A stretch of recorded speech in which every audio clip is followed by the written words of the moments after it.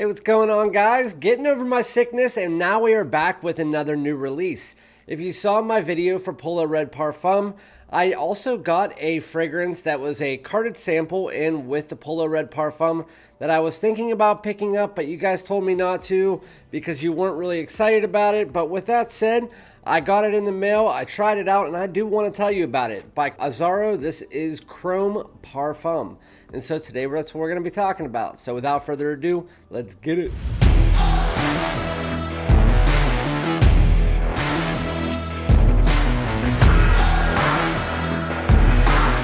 Hey, what's going on, guys? Welcome back to my channel. So today, again, I got my Polo Red Parfum in from Sweden, and they were also sending me a bunch of decants as well as an Azzaro bag.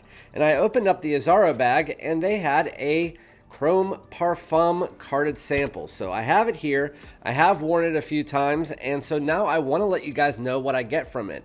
Again, I took a poll on my channel before I was going to pick this up because it was on News Parfums, and it was, do you guys want me to pick this up, yes or no? And it was like an overwhelming, pretty much like, I don't care whether or not you pick it up because it's not that big of a deal, a release. Some people were thinking this might smell like ACQUA de Joe Eau de Parfum because the Extreme smelled like the ACQUA de Joe Profondo. Last year, the Eau de Parfum came out, and I thought it was on par with the Extreme. It was really good on my first few weeks, but then as it actually warmed up, because I got it whenever it was cool outside, as it warmed up, I tried it out, and it wasn't as good as I had remembered. It's still pretty good. It's still an average fragrance. I'd say like a 7.5, but I'd still put Extreme as my favorite in the line until we get to this one. So this one is very unique, very out of the box, not what I was expecting from Chrome at all. I'll put the bottle over there. It just looks like a darker version of the Chrome Eau de Parfum. Kind of going back, kind of like in between the Eau de Parfum and the Extreme, like a darker bottle, but it is still see-through. So again, this is Chrome Parfum. I did spray it on my hand, and I'm going to spray it on a tester here just to get a reminder of it. And I can tell you that this fragrance really blew me away because it is completely unique to the Chrome line. So it does have underlying Chrome details. There's some of that sweetness and aromatics, but it's all underlying. Over top of the entire fragrance is where we really want to concentrate because it does sit there for quite a long time. Before I do, make sure to like, comment, subscribe, all that good stuff. As you guys know, help out my channel a little bit. So the fragrance here, I will give you the notes. There's only 3 of them, just like all the stupid designer note breakdowns nowadays. The top note is bergamot, the mid note is sage, and the base note is fir resin. So when you first spray this on, it reminded me of a fragrance literally right off the bat, and that is, if you've ever smelled Amouage's Beach Hut. It's not exactly. I mean, it's obviously not as polarizing as Beach Hut. I'm actually not even that huge of a fan of Beach Hut, but I haven't worn it in the spring. It's just it's what reminded me of it. It's green, it's aromatic, it has this cooling feeling, almost like mintiness to the actual fragrance. Again, with that underlying sweetness and aromatics. It's nowhere as sweet as the Eau de Parfum. There's not as many synthetics as you would think coming from a Chrome. This fragrance is just miles different than any of the other ones out there. So again, when you first spray this on, you do get that citrus, you do get that bergamot, but it's kind of just dialed down. It's not like a citrus zesty fragrance.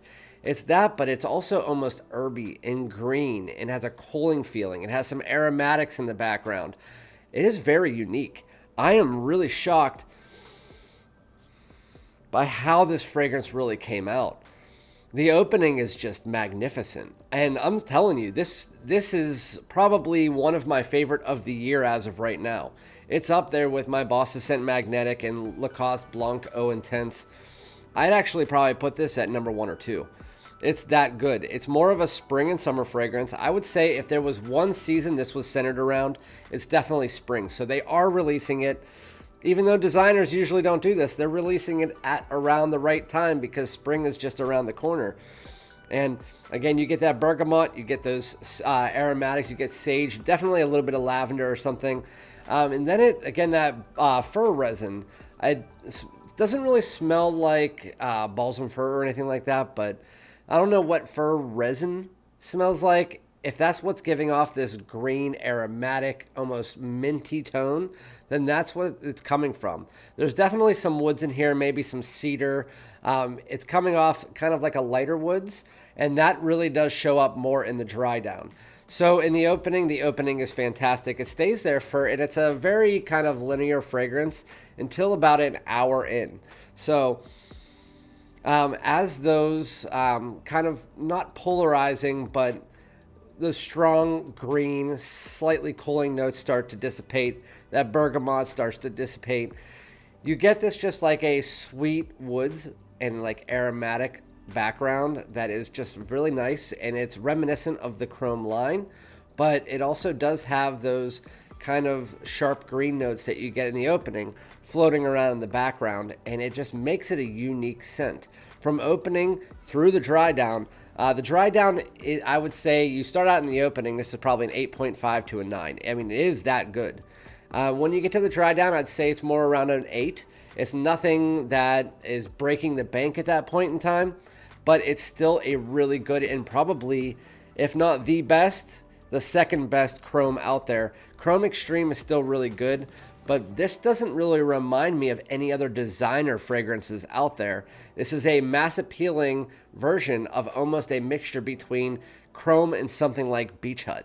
So you get those green notes, you get those aromatics, almost like a minty vibe, almost like an herbal vibe in there as well. So if you I usually don't like those type of scents either. And when I first sprayed this on, I was just like blown away. The citrus mixed into it with the sweetness of the chrome line, mixed all together with those new, I guess the fir resin is what I'm guessing it is. And then when you get to the dry down, sweet aromatics and a nice, almost sweet woods in there. It's a little bit musky as well. It's a really nice fragrance from the beginning to the dry down. The sage, maybe some lavender in there. It's just beautiful. I think that you guys should all get your nose on this. And I do think that this will be worth full retail, in my opinion. But with that said, you can find it on News Parfums right now for around $50 if you're willing to pay the extra for shipping.